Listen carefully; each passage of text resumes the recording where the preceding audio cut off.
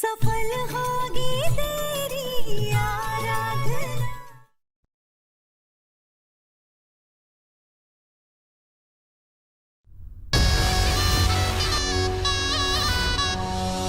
आज पूरा दिन एमडी ने आराधना का चेहरा नहीं देखा।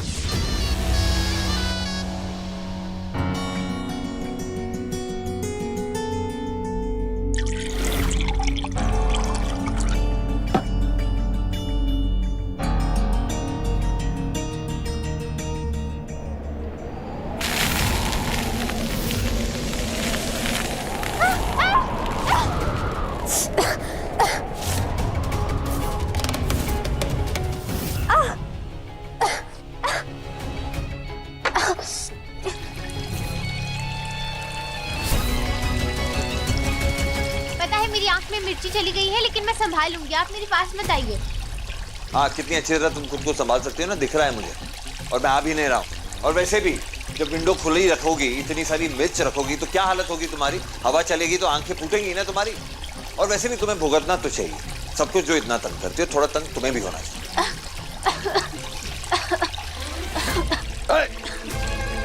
ये इतनी सारी मिर्च कौन रखता है इधर? बेवकूफ इंसान हो क्या तुम? मुझे दिखाइए। तो तुम दूर रहो प्लीज, मैं खुद संभाल लूंगा। और मुझे परेशान मत करो। मैं आपको परेशान नहीं, आपकी मदद करने की कोशिश कर रही हूँ। दिखाइए आप। कुछ दिखाने की, कुछ करने की जरूरत नहीं है तुम्हें। मैं मैनेज कर लूंगा। मैनेज कर लूंगा मैं। कहाँ जा रही हो?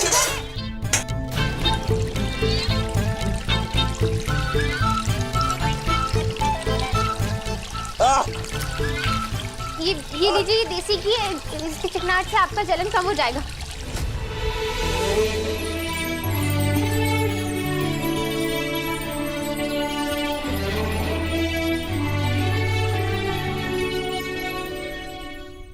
आज तो बस शुरुआत है।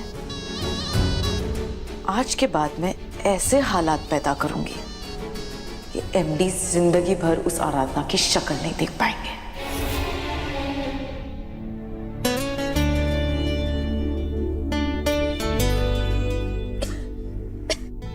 चेहरा इधर करो। मैंने कहा चेहरा इधर करो।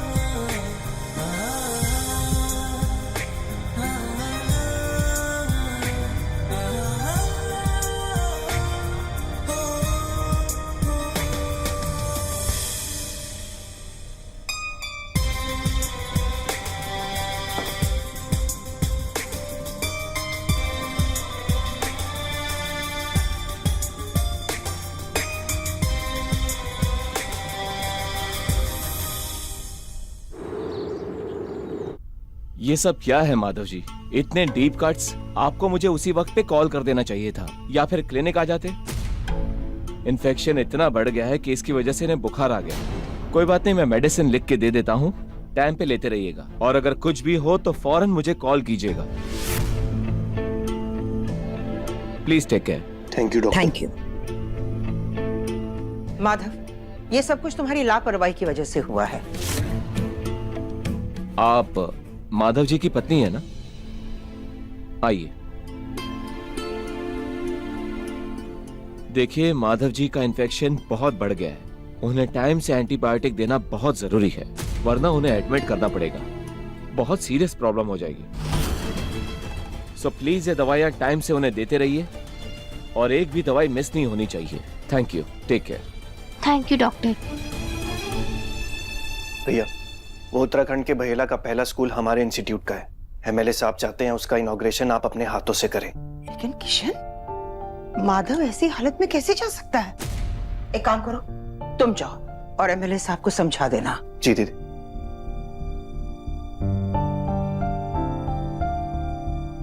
डॉक्टर ने साहब जी को आराम करने के लिए कहा है। और ये भी कहा है कि सारी दवाइयाँ टाइम से लेनी पड़ेंगी, क्योंकि अगर इनका बुखार या इन्फेक्शन बढ़ गया तो इन्हें अस्पताल में एडमिट करना पड़ेगा।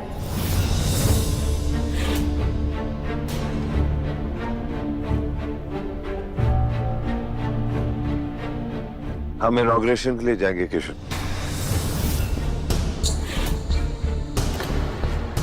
लेकिन माधव क्या है ना दीदी, गलत संगत और अशांत माहौल जख्म को नासुर बना देती है, उसे भरती नहीं है। अब ना इस घर में वो शांति है, ना वो सुकून है जिससे मैं ठीक हो पाऊं। बेहतर ये है कि थोड़ी देर के लिए मैं यहाँ से निकल जाऊं, शायद तबीयत भी ठीक हो जाए। साहब जी, लेकिन माधव तुम। देविका, जलेबी से कहो कि सामान पैक करें अभी।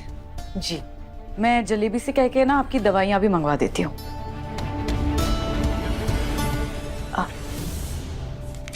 Thank you.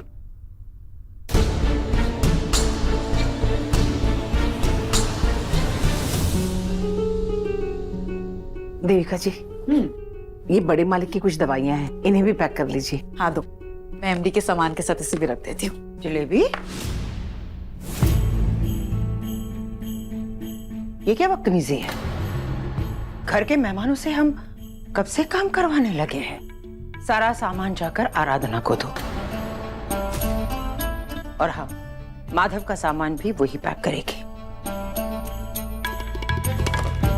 ये जो दवाइयां है वो आराधना को देना। माधव की पत्नी है वो सारा काम अब वो ही करेगी। सॉरी मैडम जी, गलती हो गई, दोबारा नहीं होगी।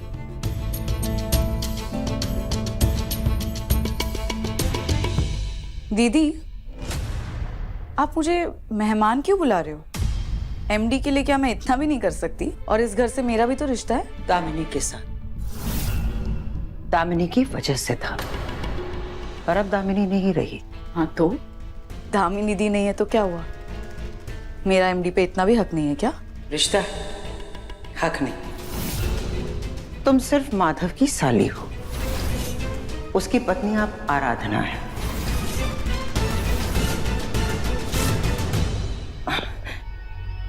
देविका, तुम इस घर की मेहमान बनकर आई हो। यहाँ रहो, खाओ पियो, ऐश करो। घर वाले हैं ना, घर का सारा काम वो संभाल लेंगे।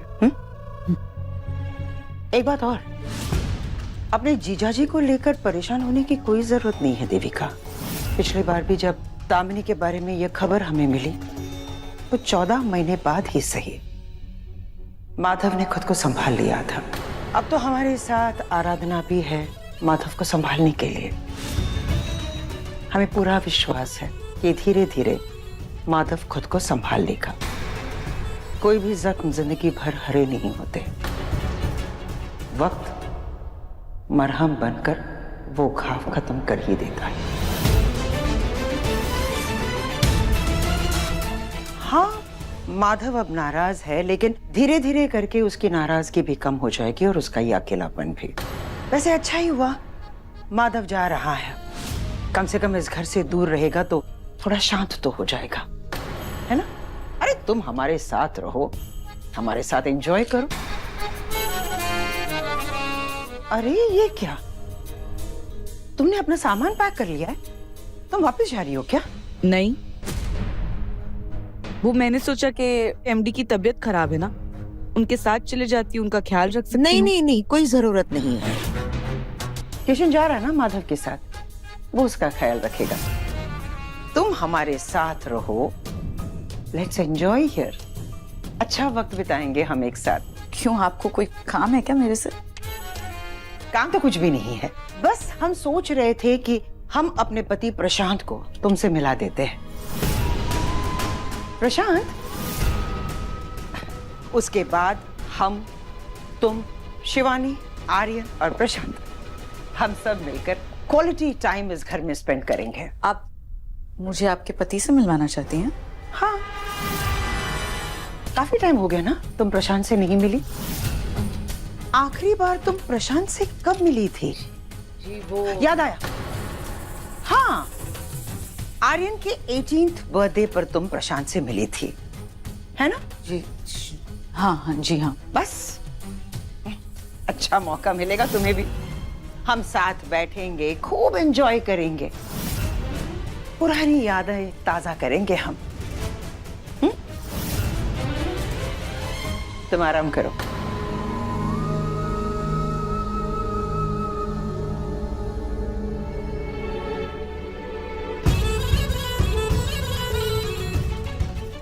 नाटक करने में माहिर है ये लड़की। 4 दिन पहले प्रशांत से मिली थी और कह रही है आर्यन के बर्थडे पर मिली थी। इसका सच तो हम इसके मुंह से निकलवाते ही रहेंगे।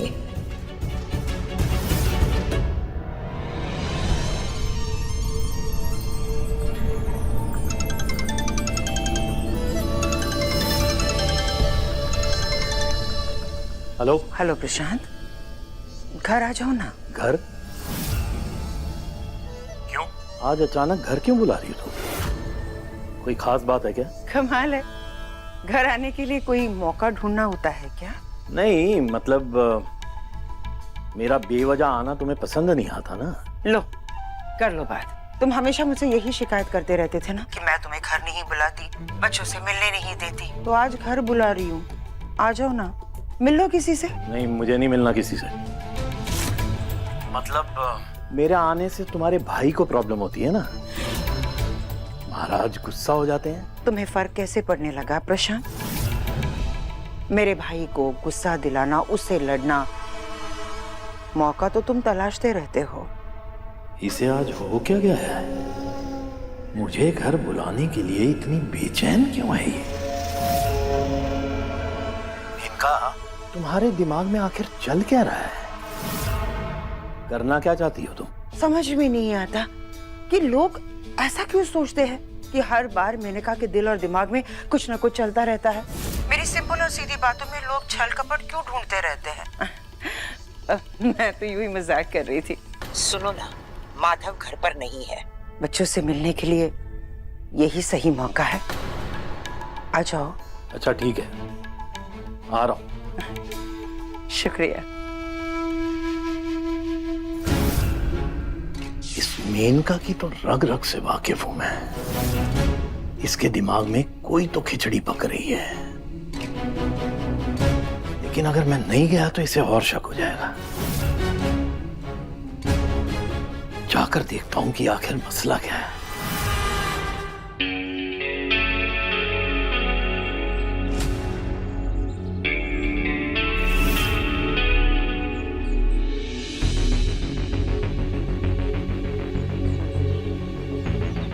साहब जी रुके, मेरी बात सुन लीजिए एक बार। साहब जी देखिए, आप चाहे तो गुस्से में ना मुझे सजा दे दीजिए, लेकिन मेरी वजह से आप खुद को ऐसे सजा मत दीजिए ना। डॉक्टर ने आपको आराम करने के लिए कहा है। अच्छा ठीक है, तो फिर आप चाहे ना तो आप घर पे रुक जाइए, मैं आपके कमरे में आऊंगी तक नहीं। मैं आपको अपनी शक्ल दिखाऊंगी ही नहीं। जैसे कल नहीं दिखाई थी क्या? कल मेरी कोई गलती थी भी नहीं वैसे। अगर आपको याद हो ना तो कल आपकी आंख में मिर्ची गई थी, उसे निकालने की कोशिश करी थी, मैं आपकी मदद करने की कोशिश करी थी, और आपने खुद आके मेरा चेहरा देखा। मैंने मेरी शक्ल दिखाई नहीं थी आपको।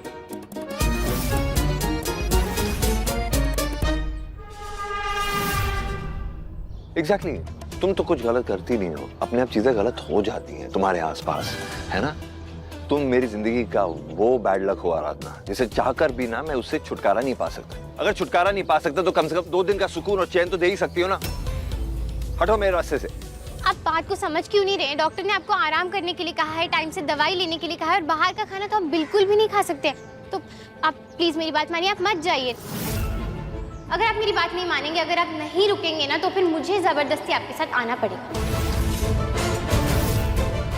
इसलिए देखिए, आप मान जाइए, जिद मत कीजिए। अगर आप नहीं मानेंगे ना तो फिर मैं भी आपके साथ में चलूंगी।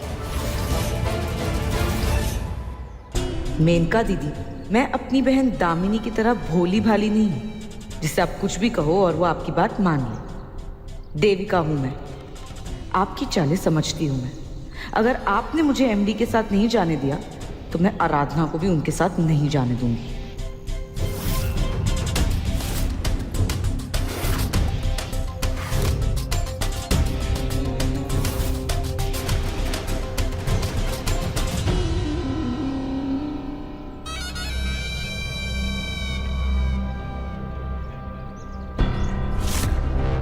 आराधना की कमजोरी विनायक ही अब मेरा हथियार बनेगा। जब विनायक रोएगा तो आराधना भागकर ऊपर आ जाएगी और तब तक एमडी चले जाएंगे।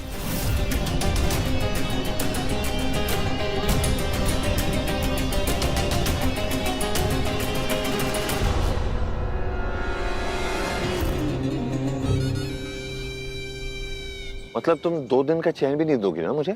इतनी नफरत करती हो मुझसे? ऐसा कुछ नहीं, मैं बस आपको टाइम से दवाई और खाना दे दूंगी, फिर आपके सामने भी नहीं आऊंगी। ओह शट अप!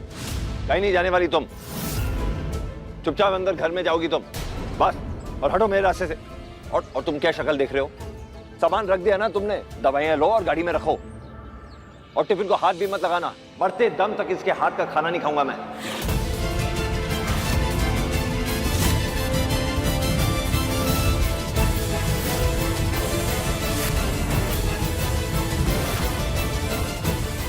और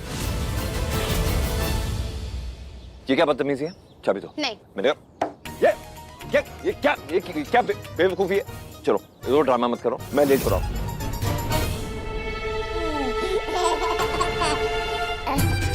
मैंने इतने जोर से पिंच किया और ये रो भी नहीं रहा है, हंस रहा है। रुक बेटा, तुझे अभी बताती हूँ। तेरी माँ की तरह तू भी बहुत ढीठ है ना। देखिए, ऐसी हालत में मैं आपको परेशान नहीं करना चाहती हूँ, लेकिन आप मुझे मजबूर कर रहे हैं सब करने के लिए। क्योंकि अगर आप अगर मेरी बात नहीं मानेंगे ना, तो मुझे आपके साथ में आना पड़ेगा।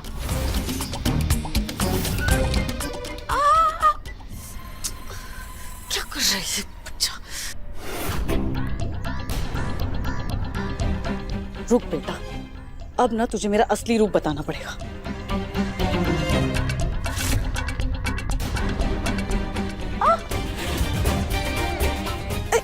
क्या कर रहे हैं?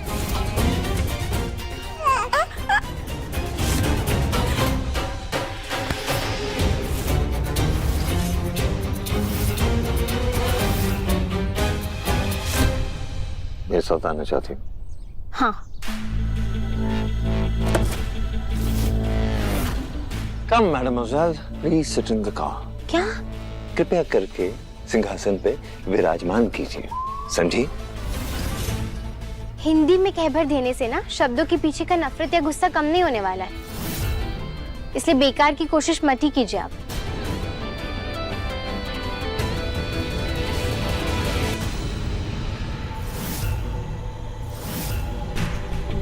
ये लीजिए।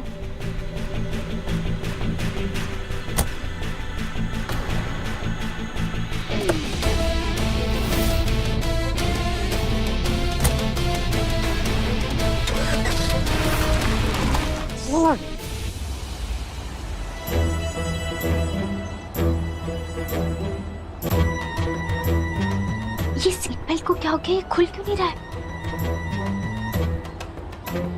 अभी गुस्से में आकर आड़ी तेरी गाड़ी चलाएंगे और मैं कुछ कर भी नहीं पाऊंगी।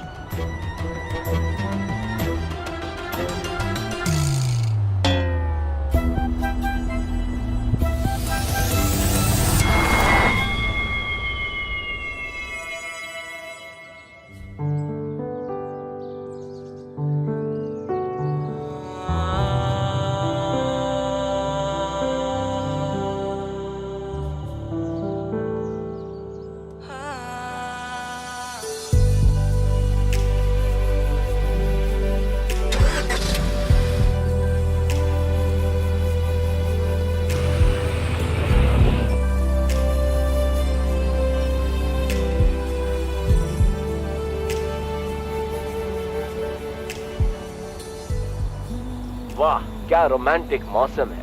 सर्द सर्द सी हवा, कुनकुनाती धूप, हल्की धुंध की चादर। हाय हाय, इस मौसम में अपनी पत्नी या गर्लफ्रेंड के साथ लॉन्ग ड्राइव पर जाने का मजा ही कुछ और है। और ऐसे में हम कोई रोमांटिक सा गाना सुना दें तो चेरी ऑन टॉप। तो लीजिए हमारी तरफ से एक प्यारा सा प्यार भरा गाना।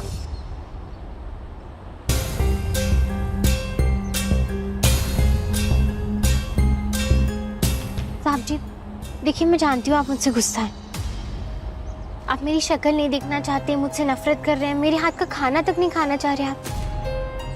लेकिन आपके पास दूसरा कोई रास्ता नहीं है, क्योंकि डॉक्टर ने आपको सिर्फ घर का खाना खाने के लिए कहा। इसलिए मैं आज बिना तेल मसाले की खिचड़ी लेकर आई हूँ और ये उबला हुआ पानी भी लेकर आई हूँ मैं। उसके साथ साथ में 2-3 दवाइयाँ भी हैं जो कि आपको खाने के बाद खानी रहेंगी। और उबले हुए पानी से मेरे दादू ने कहा था कि किसी भी बीमारी में उबला हुआ पानी पी लो तो सब कुछ ठीक हो जाता है। और मैंने आपकी दवाइयाँ जिन्हें कि मैं अलग अलग पुतलियों में लेकर आई हूँ ताकि कोई गड़बड़ ना हो जाए। ये सुबह वाली है, ये दोपहर वाली और ये शाम वाली।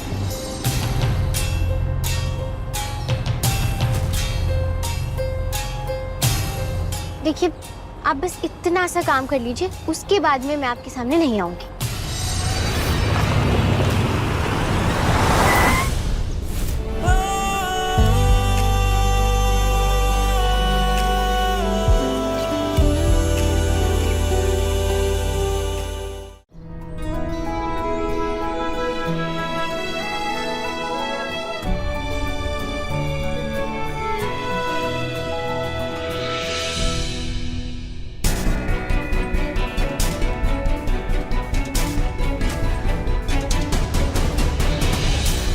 क्या हुआ देविका, बोर हो रही हो? नहीं, नहीं तो कोई बात नहीं, तुम्हारी बोरियत को दूर करने के लिए एक सरप्राइज है मेरे पास। सरप्राइज?